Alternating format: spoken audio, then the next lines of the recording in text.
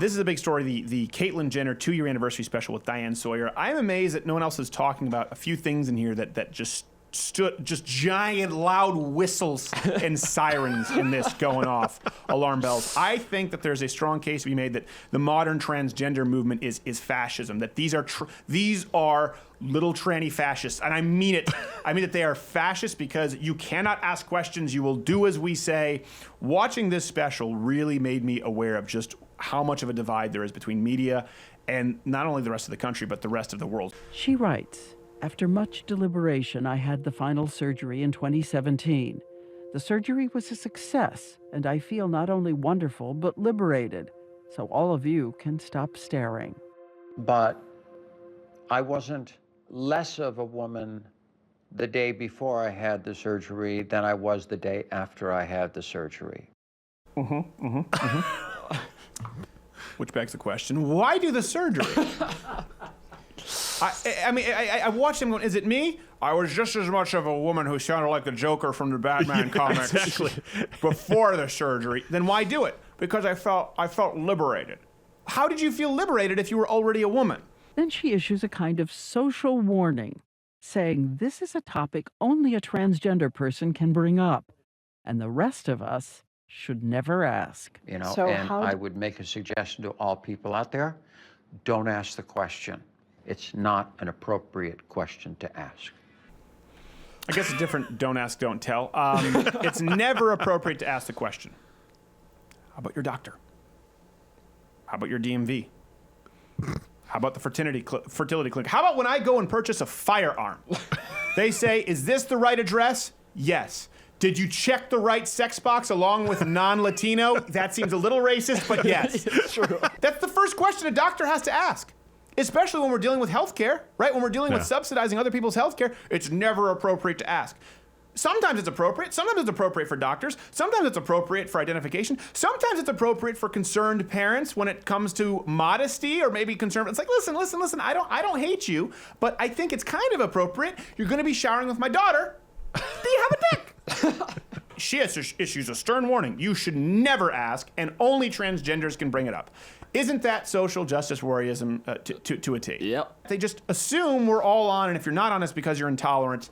Case in point, like, they want you to act, well, yeah, this is sensible parenting. My kid at 3 said, everyone thinks I'm a girl and I'm not. And then I said, however you feel is fine. And then Penelope said, no, I don't feel like a boy, Mama. I am a boy.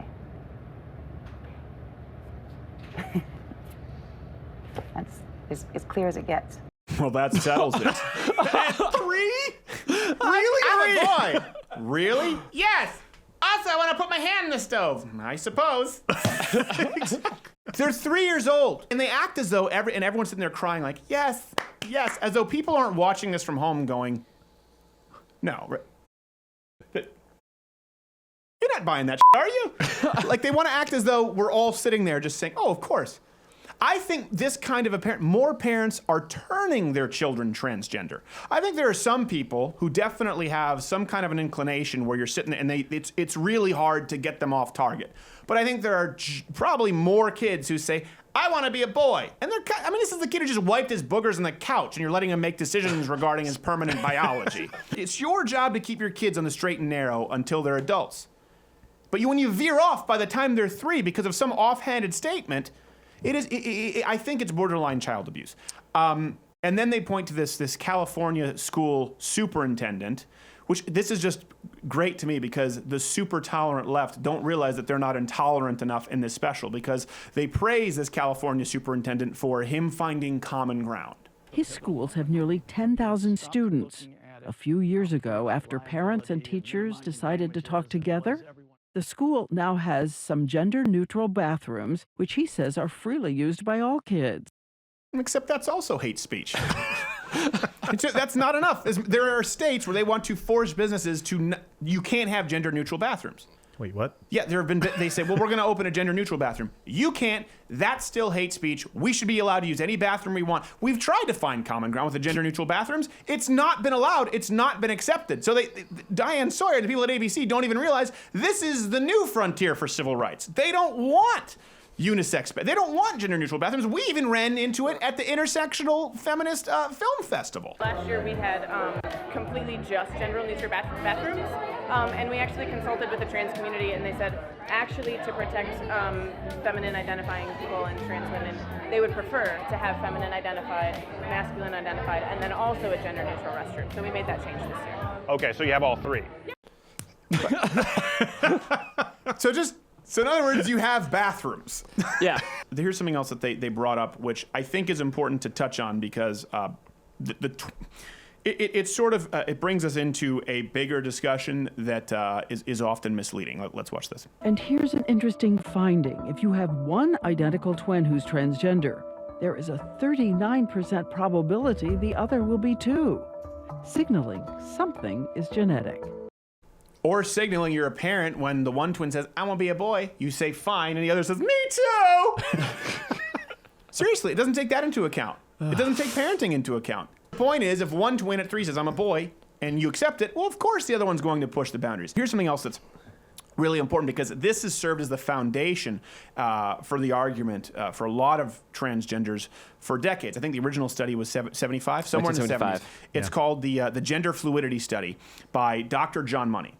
And this was one where he raised twin boys. He raised one as a boy and he raised one as a girl.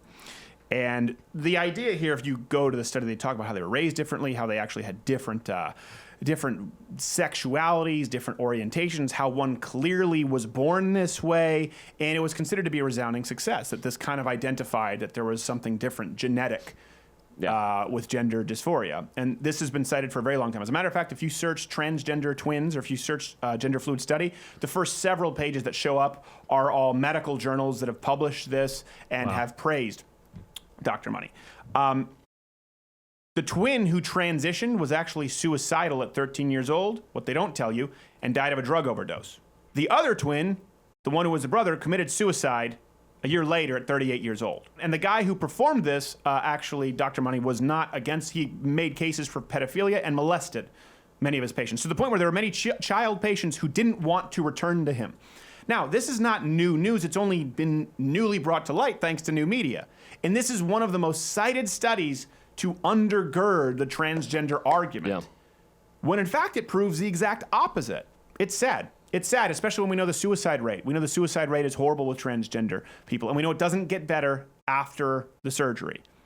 And there are several studies that show. There's a Swedish study, the famous study. There's also a Canadian study. They're 18 to 19 times more likely than the general population to kill themselves. So once they're transgender, there's no going, the suicide rate is still 40-something%. Doesn't matter what you do. Yeah. So if you want to save lives, if your goal is just to save lives, and you want to be on the happy trains, it's about personal happiness. The fact is, if you go down that path, you put that kid on the path at 3 years old, transgender, you say, we're going to go along with this, 41% likelihood that kid tries to kill himself. You've created that path. Doesn't matter if you think they're happier and they seem really unhappy at 3 or 4 years old. Doesn't matter if you give them their first pump of estrogen at 9 because they really, really want it. Once you go down that path, they're 18 times more likely to kill themselves. So let's be less concerned about, they say in this special, I don't want to make you uncomfortable, but I don't want my baby to kill themselves. Okay, I don't think your kid is going to kill themselves because another parent doesn't want a dong in their lady's bathroom. Your kid is going to attempt suicide statistically 19 times, 18 times more likelihood because you've allowed what appears to be a very serious psychiatric condition to go unchecked.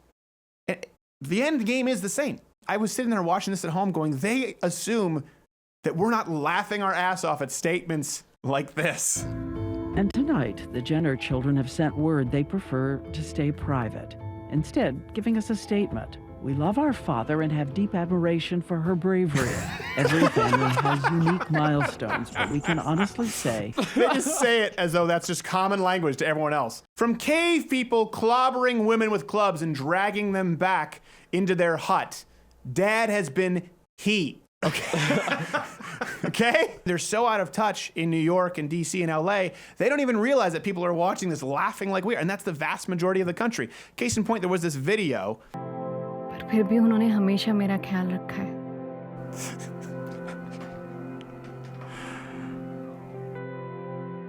Civics book में तो लिखा है कि सबके लिए basic right same होते हैं। फिर फिर मम्मी को क्यों नहीं? He doesn't even know how to stick his tongue out right. The child looks very confused. Yeah, the there. child Like, looks very what confused. happened here? Most Americans are watching this thinking that it is the sideshow that it is.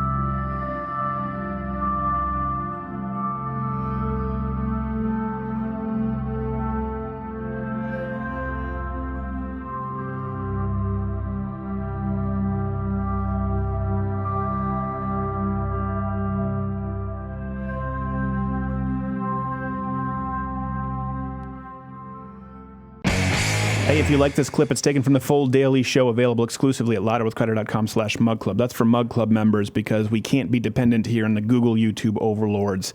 Subscribe there. We have a daily show, full hour every day. If you don't, well, there's no saving you.